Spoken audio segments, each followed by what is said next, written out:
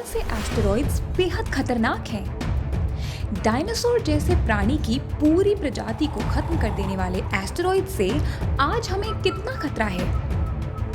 Asteroids का नाम सुनते ही इस तरह के सवाल बेहद आम हैं, लेकिन क्या आपको पता है कि एस्टेरॉइड्स आखिर होते क्या हैं? क्या सभी एस्टेरॉइड्स विनाशकारी होते हैं? क्या एस्टेरॉइड और उल्कापिंड एक ही चीज है?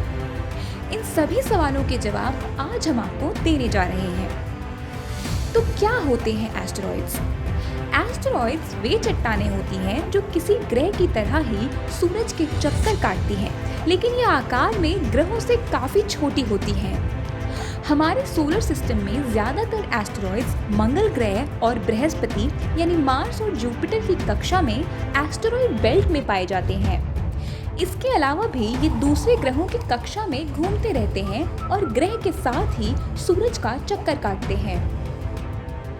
लेकिन आखिर ये एस्टेरॉइड्स आए कहाँ से?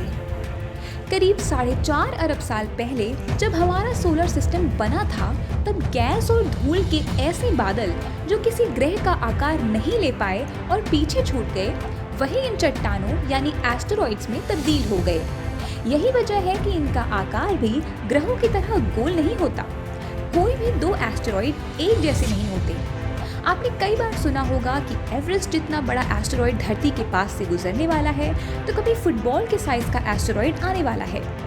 ब्रह्मांड में ऐसे कई एस्टेरॉइड्स हैं जिनका डायमीटर सैकड़ों मील का होता है और ज्यादातर किसी छोटे से पत्थर के बराबर होते हैं। पृथ्वी पर विनाश के लिए सिर्फ इनका आकार अहम नहीं होता। अगर किसी तेज रफ्तार चट्टान के धरती से करीब 46 लाख मील से करीब आने की संभावना होती है, तो उसे स्पेस ऑर्गेनाइजेशंस खतरनाक मानते हैं। नासा का सेंट्री सिस्टम ऐसे खतरों पर पहले से ही नजर रखता है। इस सिस्टम के मुताबिक जिस एस्टेरॉइड से धरती को वाकई खतरे की आशंका है, वह अभी 850 साल दूर है। साल 2880 में न्यूयॉर्क के एम्पायर स्टेट बिल्डिंग जितना बड़ा एस्टेरॉइड 29075 1950 DA के पृथ्वी की ओर आने की आशंका है। हालांकि वैज्ञानिकों को विश्वास है कि आने वाले वक्त में प्लैनेटरी डिफेंस सिस्टम को विकसित कर लिया जाएगा, जिस पर काम पहले ही शुरू हो चुका है। एस्टेरॉइड्स की बनावट भी अलग होती है। जैसे कई चट्टानी होते हैं, तो कोई क्ले या निकल और लोहे जैसे मेटल से बना होता है। हमारा सोलर सिस्टम और ग्रह कैसे बने, इस राज की तह तक जाने के लिए एस्टेरॉइड्स की स्टडी बेहद अहम होती है। तो वैज्ञानिक इन विशाल खतरनाक चट्टानों को स्टडी कैसे कर पाते होंगे? इसका जवाब है उल्कापिंड।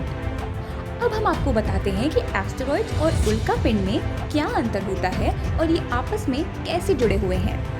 दरअसल उल्कापिंड एस्टेरॉइड का ही हिस्सा होते हैं। किसी वजह से एस्टेरॉइड के टूटने पर उनका छोटा सा टुकड़ा उनसे अलग हो जाता है, जिससे उल्कापिंड यानी मीटेरॉइड कहते हैं। जब ये उल्कापिंड धरती के करीब पहुंचते हैं, तो वायुमंडल के संपर्क में आने के साथ ये जल उठते हैं और हमें दिखाई देती है एक रोशनी जो शूटिंग स्टार यानी टूटते तारे की तरह लगती है। लेकिन ये वाकई में तारे नहीं होते और ये कॉमेट यानी धूमकेतु भी नहीं होते।